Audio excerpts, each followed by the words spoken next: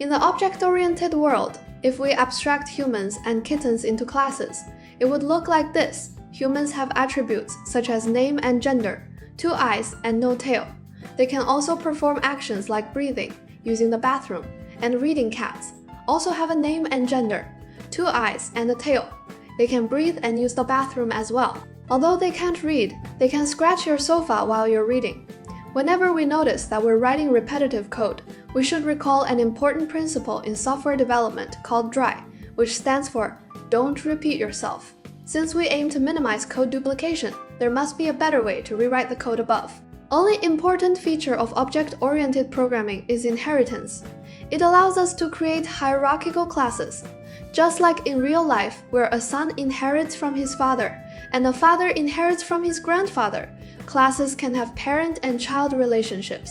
Just like in genetics, where a baby dragon grows, whiskers like its parent, or a baby mouse knows how to dig holes, a child class inherits the attributes and methods of its parent class. Let's go back to our earlier class example. Humans and cats are both mammals. They both have 2 eyes and can breathe and use the bathroom. So we can create a class called mammal and move all these shared attributes and methods into it. Then both the human and cat classes can inherit from this class. The syntax is to add parentheses after the class name and put the parent class name inside. At this point, the constructor and the 2 methods, using the bathroom and breathing, are inherited even though they are not defined directly in the human or cat classes. Now, if we create a cat instance and the subclass does not define its own constructor, the parent class's constructor will be called, giving the instance attributes like name, gender, and number of eyes. When this instance calls the bathroom method, it will also use the method defined in the parent class. However, if the subclass defines its own version of that method, the subclass's method will be used instead.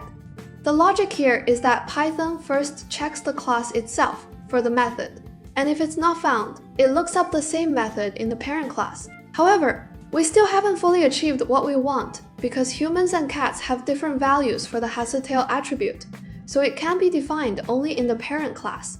But if we define an init method in the subclass like this, the subclass constructor will be called first, and the instance will end up with only the has-a-tail attribute.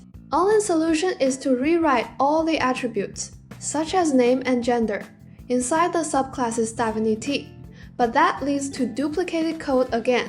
A more elegant solution is to use the super function inside the subclass. Super returns the parent class of the current class, so calling super. Init, inside the subclass's constructor, will invoke the parent's constructor.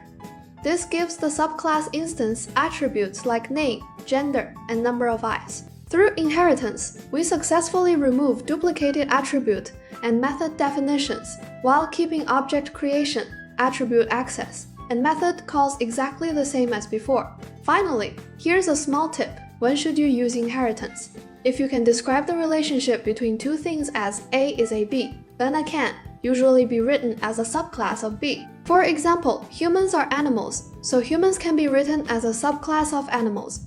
Electric vehicles are vehicles, so they can be written as a subclass of vehicles. Did you get it? Or are you completely lost already? Now it's time to practice.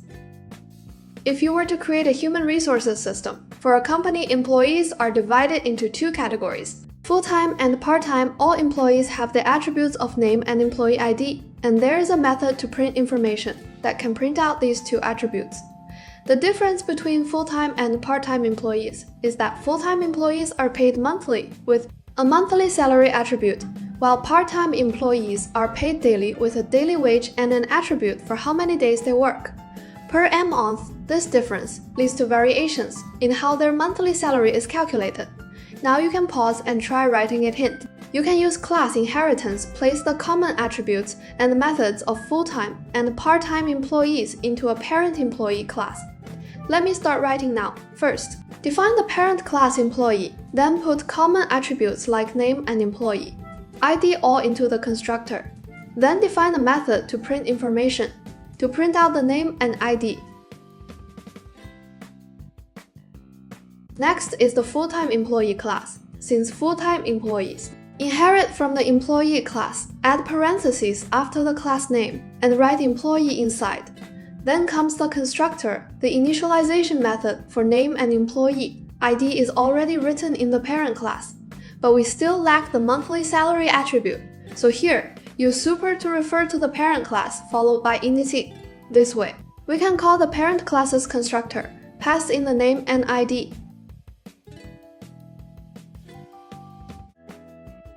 Then also add the full-time employee's own monthly salary attribute.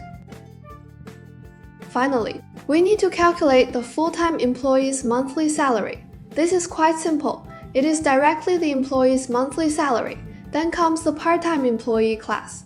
Similar to before, also inherits from the parent employee class. In the constructor, still use super. Init to initialize the name and ID part-time. Employees have two of their own attributes, daily wage and the number of workdays per m months, so add these to the constructor as well. Finally, to calculate the part-time employee's monthly salary. This is a bit more complex than for full-time employees. It equals the daily wage multiplied by the number of workdays per m month. Now the classes are defined. We can test with two employees. Create a full-time employee. Assign him a name, Idaho, and a monthly salary attribute. Then create a part-time employee. Similarly, assign him a name, Idaho, his daily wage, and the number of workdays per m month attribute. Let's print their information, run it. You can see here, both are calling the print_info method, inherited from the parent class. If we print their monthly salaries and run it again now, what is being called are their respective methods for calculating monthly salary. See you in the next video.